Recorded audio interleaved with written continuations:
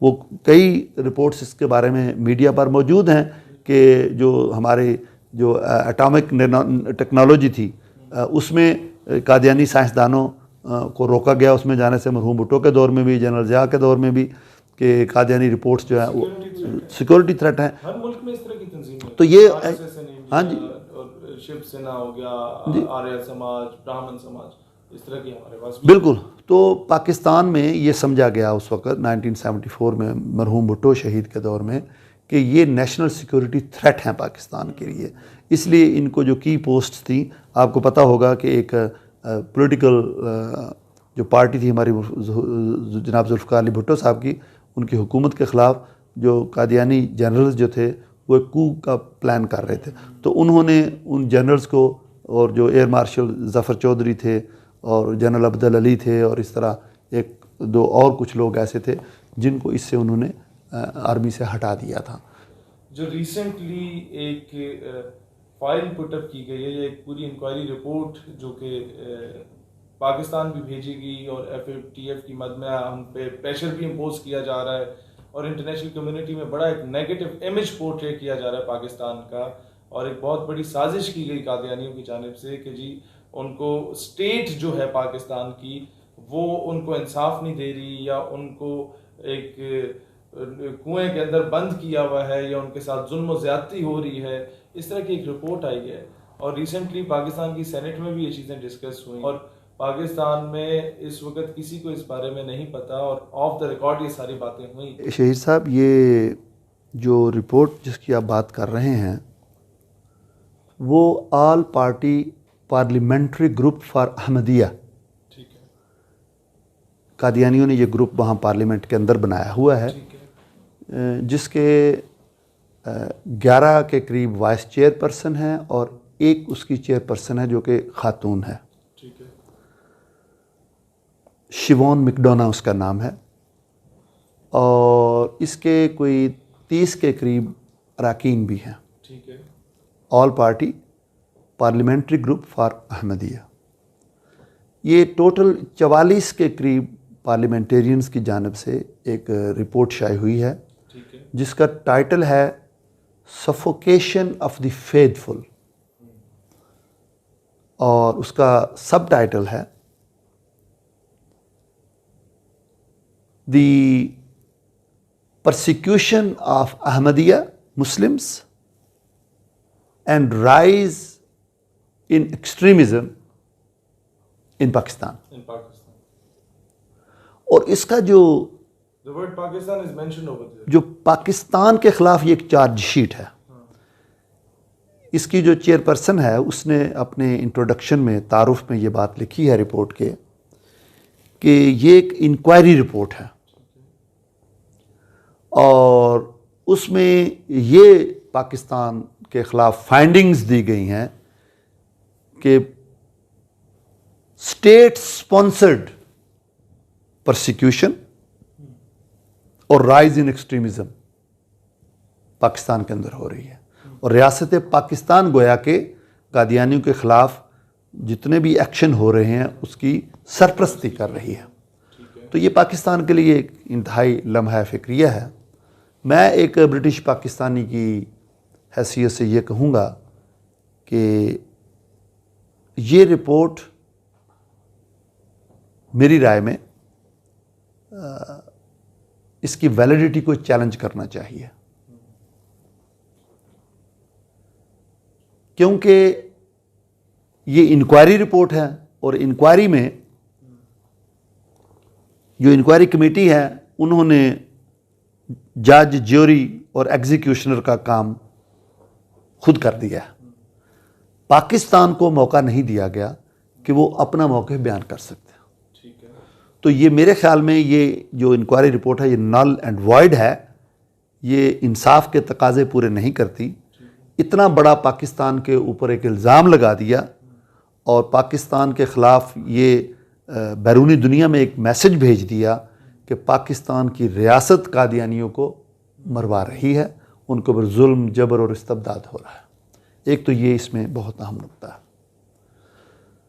دوسرا، اس رپورٹ میں یہ بھی کہا گیا ہے کہ قادیانیوں کو ووٹ کا رائٹ نہیں ہے. تو میں سمجھتا ہوں کہ حکومت پاکستان کو چاہیے کہ اس رپورٹ کے خلاف وہ اپنی ایک کمپلینٹ لانچ کریں speaker of the British parliament کو کہ یہ کس طرح کی رپورٹ ہے. رپورٹ کو چیلنج کریں اور اس کو ریسینڈ کروائیں کیونکہ اس کی ویلیڈیٹی اب نہیں رہی. اس میں ایک اور بھی بات آئی ہے کہ پارلیمنٹ کا ایک رکن محمد افضل خان ایم پی جس کا نام بھی انہوں نے رپورٹ کے اندر استعمال کیا ہے,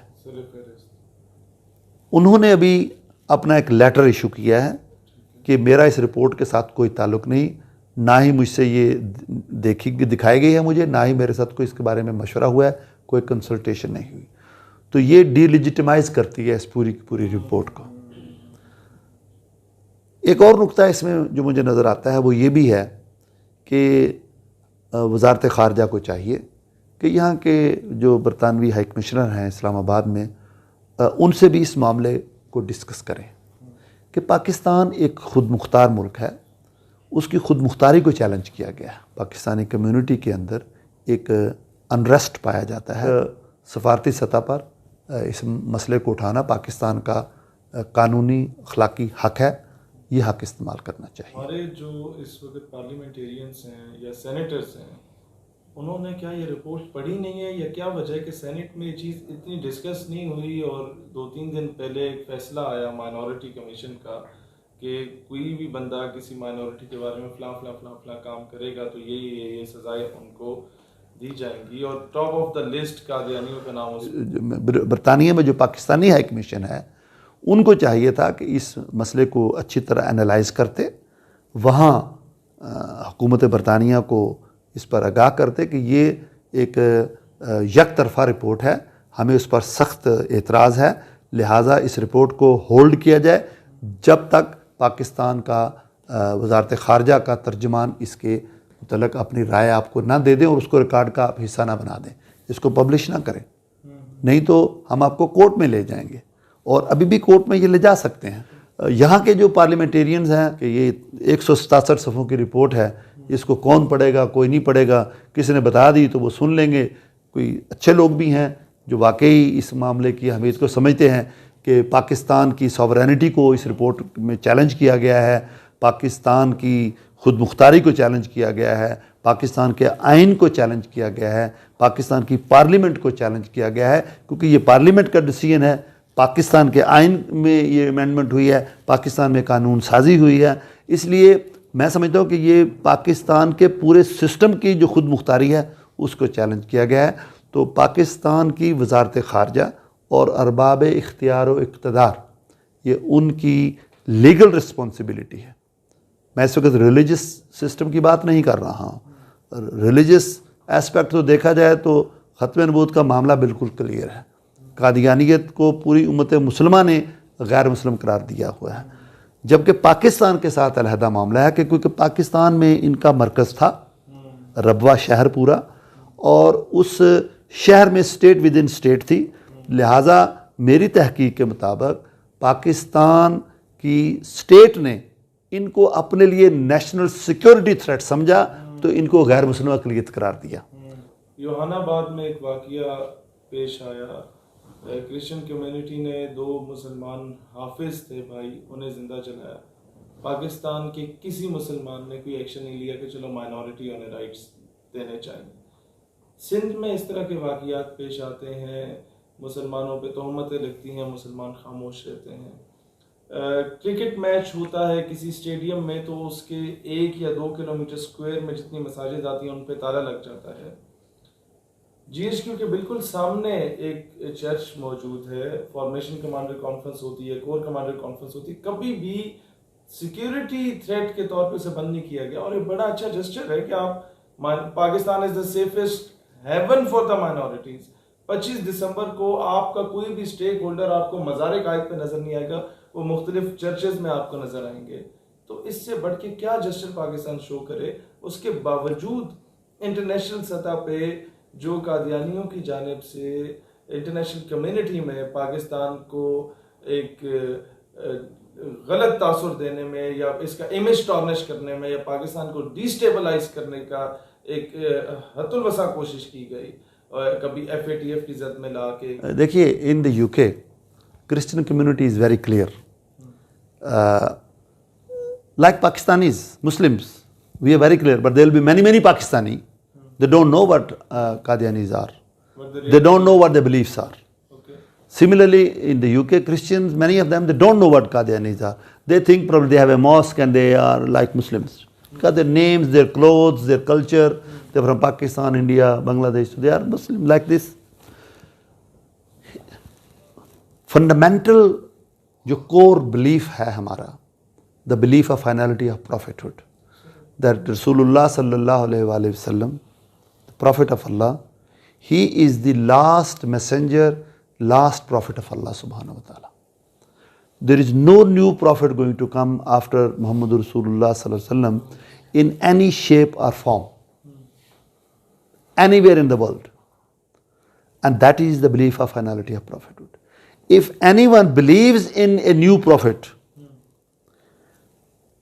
or if anybody claims to be a new prophet, the claimant and the followers of that false claimant, all of them, they are out of fold of Islam immediately. They have nothing to do with Islam. Nothing to do. اب اس کے بعد کوئی چیز باقی بچتی ہے. اب تو 1.8 بلین جو مسلمان ہیں, اب قادیانیوں کے عقائد کے نزدیک وہ نان مسلم ہیں, وہ کافر ہیں, بلکہ پکے کافر ہیں اور دائرہ اسلام سے خارج ہیں. There are certain other words as well جو اس نے استعمال کیے. نہیں, اب وہ تو غیر پارلیمانی الفاظ ہیں, میرے تو منہ زیب نہیں دیتا کہ جو مسلمانوں کے متعلق کہے ہوئے ہیں. بہرحال یہ تو ہے عقیدہ ختم وہ جو کہ ہر مسلمان اس کو جانتا ہے. اب انہوں نے کہا کہ ہر وہ شخص جو موسیٰ کو تو نبی مانتا ہے مگر عیسیٰ کو نہیں, یا عیسیٰ کو نبی مانتا ہے مگر محمد صلی اللہ علیہ وسلم کو نہیں, یا محمد صلی اللہ علیہ وسلم کو نبی مانتا ہے مگر مرزا صاحب مسیح موعود کو نہیں, وہ نہ صرف کافر بلکہ پکا کافر اور دائرہ اسلام سے خارج. اب اس کے بعد کیا پیچھے بچتا ہے مسلمانوں کے پاس؟ ہماری کوئی ان سے کوئی ذاتی لڑائی ہے. برق صاحب ہیں ماشاءاللہ, یہ پہلے یہ قادیانی تھے, پھر اللہ نے نبی پاک صلی اللہ علیہ وسلم کی زیارت سے ان کو اسلام کی روشنی دی, یہ مسلمان ہوئے. اب یہ کسی مولوی سے سیکھ کر نہیں ہوئے مسلمان, رسول اللہ صلی اللہ علیہ وسلم نے براہ راست ان کو اسلام کی روشنی دکھائی. اب یہ جوانی سے یہ اسلام کی اب تبلیغ کر رہے ہیں. لوگ پڑھا ہے, انہوں نے مطالعہ کیا ہے, ان کی کتابوں سے حوالہ جات لیے ہیں. اب ان کے پھر والدہ بھی, والد بھی, بھائی بھی, اور 500 سے قریب مسلمان اور مسلمان رپورٹس شائع ہوئی ہیں. قادیانی اسی طرح, وہ بندہ یہاں سے نکلا, آپ نے اس پر پوری ایک ویڈیو بھی بنائی تھی, وہ جو ٹیچر عبدالشکور کے اوپر. اب شباز, اس کا جو شباز تاثیر ہے, شان تاثیر, اس کا بیٹا سلمان تاثیر, سلمان تاثیر کا, وہ اس نے جا کر وہاں ٹرمپ سے مل کر پاکستان کے خلاف, دیکھے کھاتے پاکستان کا ہے اور بھونکتے بھی پاکستان کے خلاف ہے. افسوس اس بات کی کہ پاکستان کی گورنمنٹ نے کوئی ایکشن نہیں لیا. پاکستان کی گورنمنٹ میں اس وقت مجبوری یہ ہے, پرابلم یہ ہے ہمیں کہ پاکستان کی حکومت کے پاس اتنے اس وقت گٹس نہیں ہیں, اتنی انرجی نہیں ہے, اتنی ان کے پاس اخلاقی جرت نہیں ہے کہ وہ پاکستان کا دفاع کر سکیں. That is the tragedy we have in hand. سے کہوں کہ آپ ایک ذمہ دار پارلیمنٹیرین ہیں, this is totally out of order that you name it as an inquiry report whereas there is no comment taken by the Pakistani government. Hence this report needs to be rescinded and a new report needs to be commissioned where they invite Muslims as well. یہ تو قادیانیوں کی report لکھی ہوئی ہے, ایسے لگ رہا ہے.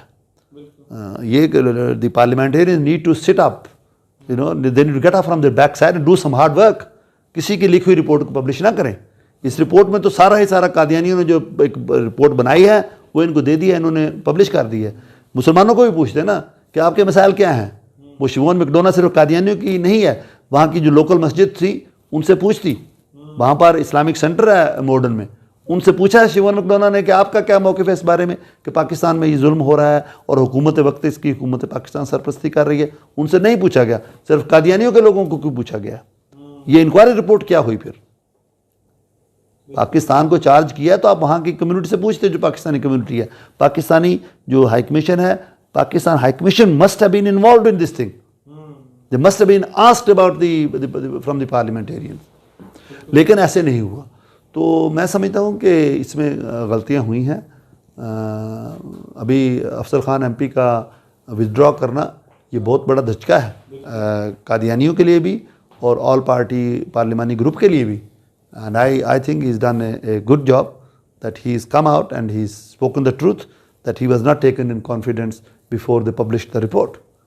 اور پاکستانی جو ہائی کمیشن ہے, what I heard that they found out only 2 hours before the launch of this report. So how can you say this is an independent inquiry by the all party parliamentary group? تو اس پر ابھی ہم تو investigation کا کہیں گے کہ parliament کو چاہے کہ انویسٹیگیٹ کریں, اور those who are culprit they must be punished. کہ پاکستان کے ایک انڈیپینڈنٹ اسٹیٹ ہے, اس کے خلاف سوورینٹی کو چیلنج کیا ہے. پاکستانی ہیں وہاں پر, ملین کے قریب پاکستانی اور کشمیری ہیں وہاں پر, ان کی دل آزاری ہوئی ہے. پھر 50,000 قادیانیوں کے لیے. تو پھر تو لوگ سچے ہیں نا کہ کہتے ہیں کہ برطانوی حکومت قادیانیوں کے لیے کام کرتی ہے اور قادیانی برطانوی حکومت کے لیے کام کرتے ہیں. لوگ پھر جب لوگ ایسے الزامات لگائیں گے تو لگائیں گے ایسی وجوہات پر ہی کہ پارلیمنٹری گروپ نے ایک جسٹس نہیں کیا وہاں پر. British Parliament, it is a very respectable institution throughout the world, and to me they have damaged the partiality of British Parliament. So kind of you for your precious time. تمام مسلمانوں سے, پاکستانیوں سے درخواست ہے کہ it's the high time to come forward in order to defend the dignity and honor of Rasulullah alayhi salatu wasalam. It's the high time to come forward in order to defend the dignity and sovereignty of Pakistan. I must say, Islamic Republic of Pakistan. Pakistan ہمیشہ زندہ باد.